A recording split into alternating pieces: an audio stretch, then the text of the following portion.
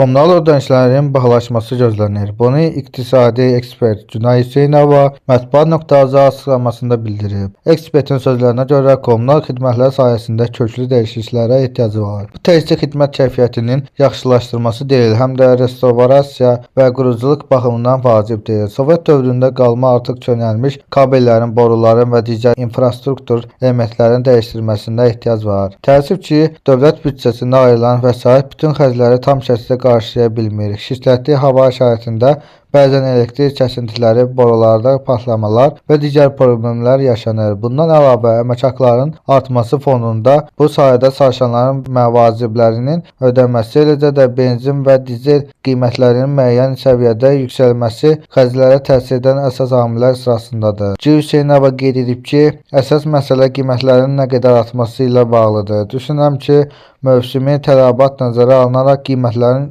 diferensiallaşdırılması, qeyri-sabit artım və ya aylıq inflyasiya səviyyəsini aşaran tarif dərəcəsinin daha məqsədə uyğundur.